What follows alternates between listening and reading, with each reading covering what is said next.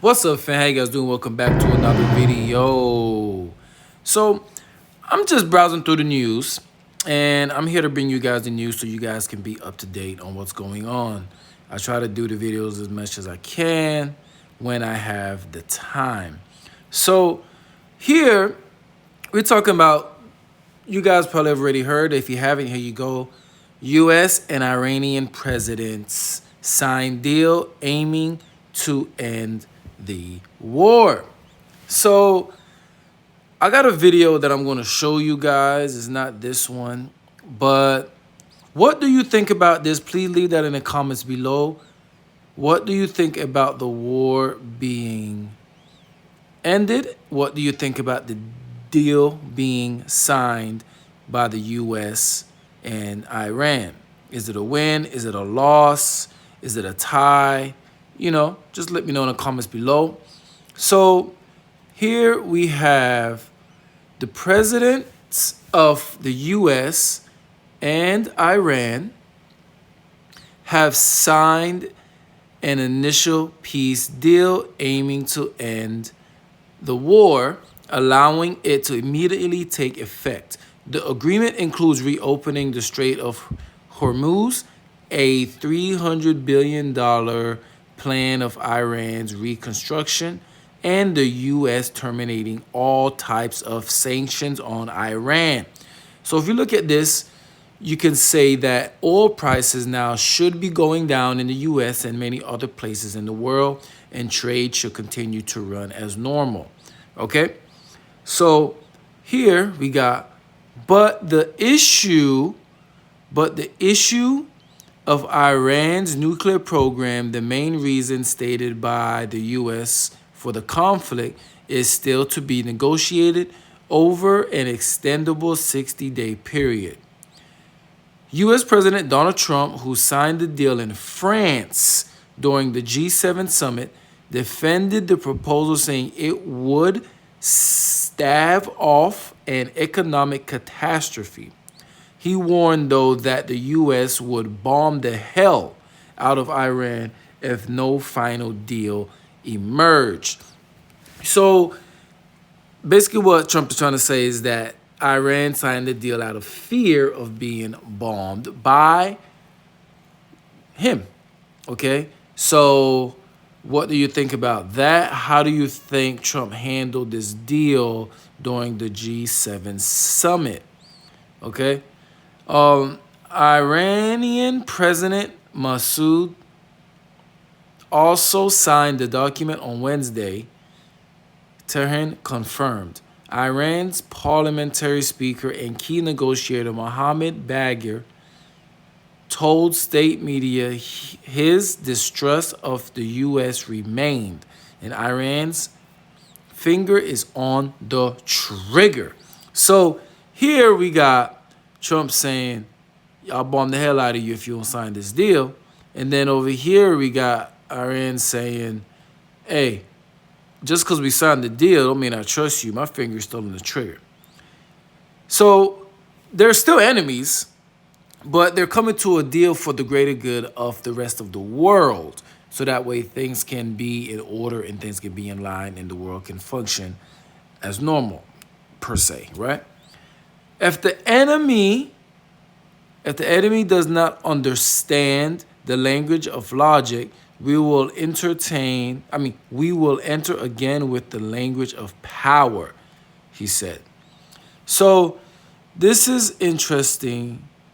There's a lot more here you can read. This is on BBC News, bbc.com, and you can read this. But I find this interesting right here. I might come back to it. So let's check out this right here that I want you guys to see. CBS Evening News, Democrats and some Republicans are fuming at Trump's Iran deal. They are upset that he even cut a deal. So I want you to comment down below. Do you think it was a good idea to cut the deal, or do you think it was not a good idea to cut the deal? So let's hear what they got to say. We turn to Washington now, where Vice President Vance defended the deal to end the war with Iran, a deal he'll be responsible for finalizing over the next 60 days. For now, oil is moving again and gas prices are falling, but some of the president's own allies aren't calling this a win. Here's senior White House correspondent Weijia Zhang. The president's peace plan in Iran is already bearing real fruits for the American people. Vice President J.D. Vance defended the deal at the White House today, signed last night by President Trump at the Palace of Versailles. While it reopens the Strait of Hormuz with no tolls for 60 days, it also eases sanctions on the regime and sets up a $300 billion reconstruction fund for Iran. Democrats and several Republicans are fuming, calling the agreement a loss for the U.S. If we give billions of dollars to Iran, that money will be used to murder Americans. And so, what do you think? What do you think about this? Do you think this is a loss for the U.S. and a win for Iran because they're about to get $300 billion for reconstruction?